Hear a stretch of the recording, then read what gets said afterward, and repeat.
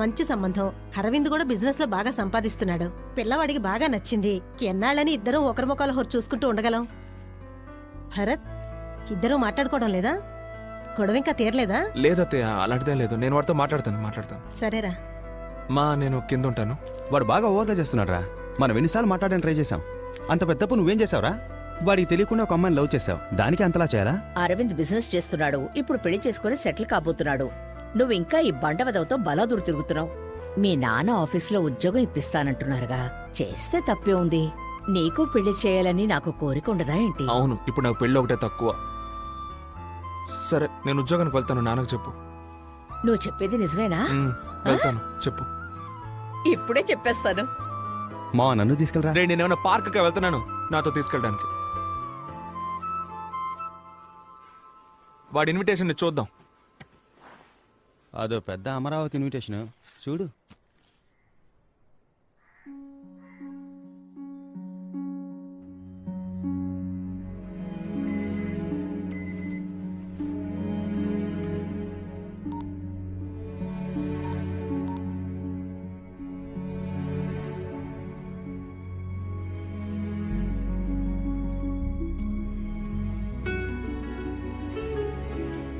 Hi. Hi. ఇప్పుడు చూడ్డానికి చాలా డిఫరెంట్గా ఉన్నావు. నిజంగా నాకు అరవింద్ నీ కజిన్ అని తెలియదు. మన బ్రేకప్ అయ్యాక లవ్ మ్యారేజ్ మీద ఇంట్రెస్ట్ పోయింది. ఇంట్లో చేసుకోమని అడిగారు, ఓకే అన్నాను. ఇప్పుడే అరవింద్ నీ కజిన్ అని తెలిసింది నాకు. Oh, I had to talk to you after that. ఎందుకంటే మనం అందరూ ఇక ఒకే ఫ్యామిలీ అవ్వబోతున్నాం కదా. మన మధ్య ఇది ఆక్వర్డ్గా ఉండకూడదు కదా. లేదు, అదేం ఎలాగో మన మధ్య over. We have to move on. At least నా కజిన్ మంచోడు, నువ్వు బాగా హ్యాపీగా ఉంటావు. థ్యాంక్స్. అయితే నేను బయలుదేరుతాను. ఒక్క నిమిషం. అరవింద్ వాళ్ళ అమ్మను వదిలేసి రావడానికి ఒప్పుకున్నాడా ఒంటరిగా? లేదో మనం దానికోసమేగా విడిపోయాం, అందుకే. దానికోసం మనం విడిపోలేదు భరత్. ఎందుకు విడిపోయాం కూడా నీకు తెలియట్లేదు. It's a shame. It's the way you treated me. నేను వెళ్తాను. బాయ్.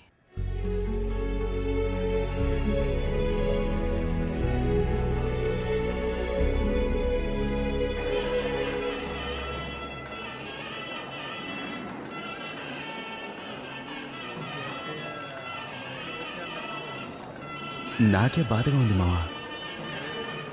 నా మాటని మనం బయలుదేరిపోదాంరా. వెళ్ళిపోదాంరా.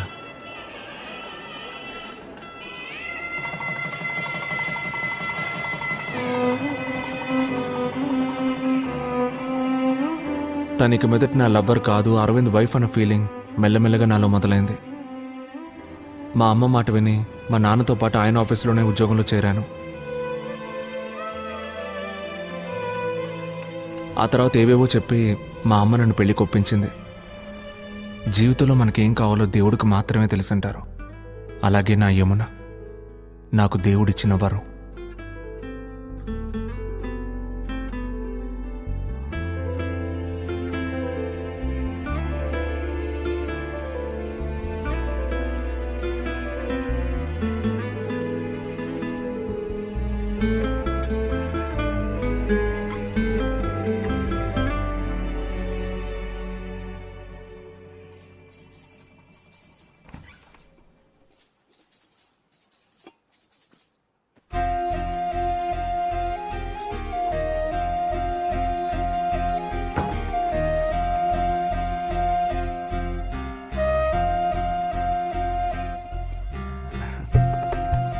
ఇవ్వు.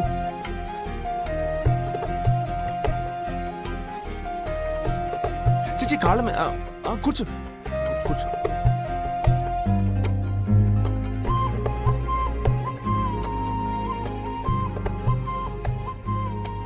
ఏదో తెలియని ప్రశాంతంగా ఉంది కదా.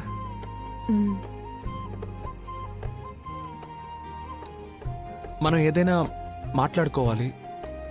మ్మ్. మ్మ్. లేదు, ఎందుకు మాట్లాడుకోవాలంటే అది అరేంజ్డ్ మ్యారేజ్ కదా, మనం ఒకరినొకరు తెలుసుకోవాలి. మ్మ్. నేను పెళ్లి చూపులకు వచ్చినప్పుడు నీకు నేను నచ్చానా? మ్మ్. కాకుండా ఇంకేమైనా మాట్లాడితే కొంచెం హెల్ప్ఫుల్గా ఉంటుంది. నచ్చారు. మ్మ్? మీరు నచ్చారు. మ్మ్. మరి మీకు మ్మ్. అంటే ఇంతసేపు నువ్వు కొట్టిన దానికి ఏం అర్థమో ఈ ఊకి ఆ అర్థమే. నువ్వేమైనా అడుగు. సరే, నేను అడుగుతాను. నీకు హస్బెండ్ అంటే ఏంటి? ఐ మీన్, నీకు హస్బెండ్ ఎందుకు కావాలనుకుంటున్నావు? నా ఫ్యూచర్ షేర్ చేసుకోవటానికి, నన్ను బాగా చూసుకోవటానికి, సేఫ్గా అనిపించడానికి, ఒక సెక్యూరిటీ. మీకు మ్మ్? వైఫ్ ఎందుకు కావాలి మీకు? నాకు చిన్నప్పుడు ఒక తమ్ముడు ఉండేవాడు. వాడు నేను కలిసి హాల్లో పడుకునేవాళ్ళం. వాడు ఏం చేస్తాడంటే నా మీద చేసి పడుకునేవాడు. నాకు అస్సలు నచ్చదు, నేను తీసేస్తూ ఉండేవాడిని. ఒకరోజు నేను స్కూల్కి వెళ్ళాను. స్కూల్కి వెళ్ళి తిరిగి వచ్చేసరికి నీ తమ్ముడు యాక్సిడెంట్లో చనిపోయాడని చెప్పారు. అదేలా? నేను వెళ్ళేటప్పుడు ఉన్నాడు, తిరిగి వచ్చేసరికి చనిపోయాడని చెప్తే నేను ఎలా డైజెస్ట్ చేసుకోగలను? ఆ తర్వాత నేను హాల్లో ఒంటరిగా పడుకుంటాను. నాకు కళ్ళు వచ్చేది. కల్లో నా తమ్ముడు వచ్చేవాడు. తమ్ముడు వచ్చి, చూసావా నేను బతుకున్నప్పుడు నీ మీద చేసుకోనివ్వలేదు, ఇప్పుడు నేను ఎవరి మీద చేసుకోవాలని అడిగేవాడు. నాకు భయం వేసేది, భయపడిపోయి నిద్రలోంచి మెళుకు వచ్చేది, ఒళ్ళంతా చెమట పట్టేసేది. ఆ తర్వాత ఏం చేస్తారంటే మా అమ్మ దగ్గరికి వెళ్ళి పక్కన పడుకునేవాడిని. మా అమ్మ మీద చేసుకునేవాడిని. ఒక వయసు వరకు ఓకే. ఆ తర్వాత మా నాన్న ఏమన్నారంటే, ఇంత వయసు వచ్చింది ఇంకా అమ్మ పక్కన పడుకున్నావేంట్రా, పోరా పడుకోరా అని హాల్లో ఒంటరిగా పడుకోమన్నారు. నేను హాల్లో ఒంటరిగా పడుకుంటాను, మళ్ళీ కళ్ళు వచ్చేది. నేను భయంతో గబగబా నిద్ర లేచేసేవాడిని. నాకు ఎందుకు వైఫ్ కావాలంటే, మీద చెయ్యేసి పడుకోవాలి, అందుకు వైఫ్ కావాలి. సంబంధం లేకుండా మాట్లాడి బుర్ర తిన్నాను కదా. ఆహా.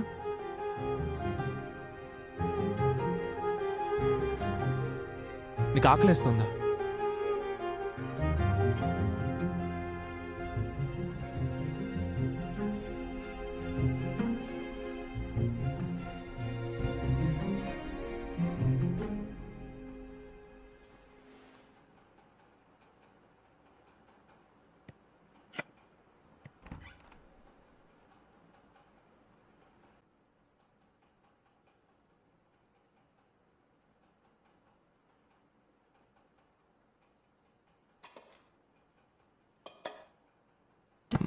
రేపు తెరుచుకోవచ్చులే, వదిలే. వదలండి. హేమా బాగున్నారా? రండి నాన్న. ఏమ్మా, అప్పుడే వచ్చేసారు. బాగున్నావా?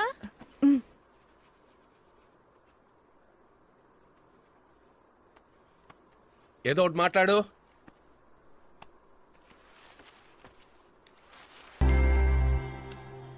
ఒరే భరత్, తొందరగా రారా, రోజు నీ వల్ల ఆఫీసు లేట్ అవుతోంది. ఆఫీస్కి వెళ్ళాలి. వస్తున్నా నాన్న. తొందరగా రారా. అట్టగండి, వస్తాడు. నీకేమీ తెలీదు. హలో, సరే సార్, అలాగే సార్, నేను తీసుకొస్తాను. ఒరే భరత్, వెళ్ళి రిజైన్ చేసి వచ్చేస్తాను, ఓకేనా? ఒరే, చేద్దుగాని, నాకు ఒక చేద్దుగాని. చిన్న పని ఉంది, నేను ఆఫీస్కి వచ్చేస్తాను, నువ్వు ఆటోలో వెళ్ళిపో. మరి ఇంకెందుకు నేను రారా అని పిలిచావు? అదే ఒక్కరోజు ఆటోలో వెళ్ళరా. అంతా బానే ఉండేది, కానీ ఒకరోజు మా నాన్న ఆఫీస్ నుంచి టెన్షన్గా వచ్చారు. ఏం జరిగిందో తెలియదు. చాలా డిస్టర్బ్డ్గా కనిపించారు. ఇంతకుముందు ఎప్పుడూ మేము ఆయన అలా చూడలేదు. నేను అడిగినా ఆయన నాతో ఏం చెప్పలేదు.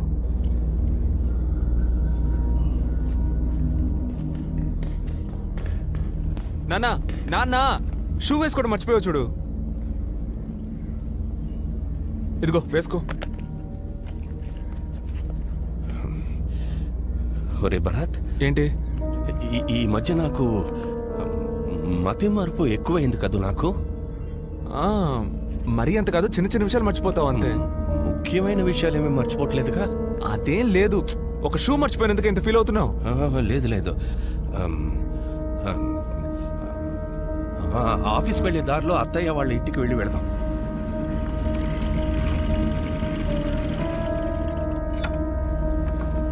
ఆ, నువ్వు లోపలికి వెళ్ళరా, నేను ఇక్కడే ఉంటాను.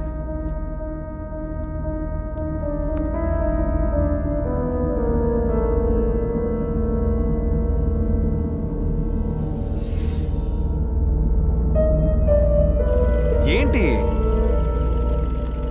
పైన ఏదైనా ప్రాబ్లమా? ఆర్గ్యూ చేస్తూ ఉన్నారేంటి? అదేం లేదు భరత్, అది వేరే మ్యాటర్. నువ్వు పోనీ. సరే ఓకే. సార్ సార్ మిమ్మల్ని లోపలికి పిలుస్తున్నారు.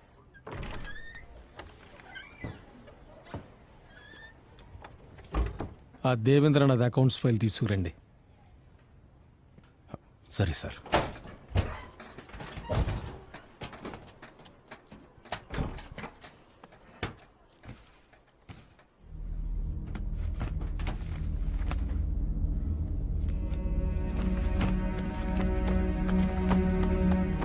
ఏంటన్నా ఏమైంది? ఏం వెతుకుతున్నారు? ఒక ముఖ్యమైన ఫైల్ రా, లాకర్లోనే పెట్టాను కానీ ఎక్కడ పెట్టారు? ఎక్కడైనా పెట్టి మర్చిపోయారా ఏంటి? నాకేమి మతి మరపు. నువ్వు వెళ్ళరా. ఎందుకు టెన్షన్ అవుతున్నారు? మెల్లగా చూడండి, నేను వెతుకుతాను. ఏంటన్నా ఫైల్ దొరికిందా? అది నాకు తలనొప్పిగా ఉంది, ఇంటికి వెళుతున్నా.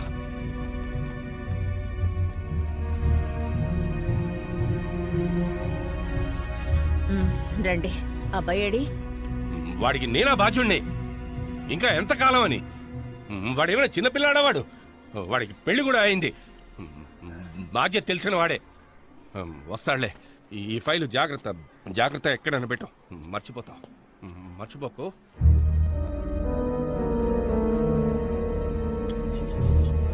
అత్తయ్య ఆ, ఆయన ఇంకా రాలేదు. ఫోన్ స్విచ్ ఆఫ్ లో ఉంది. ఆఫీస్ నంబర్ రాసి పెట్టాను, వెళ్ళి ఫోన్ చేయి. వెళ్ళు.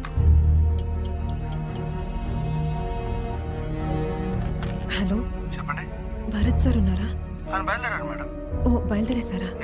సరే, థ్యాంక్ యూ. ఒక్కరోజు లేట్ అయినందుకు ఈ పిల్ల ఎంత గాబరా పడుతుందో చూడండి.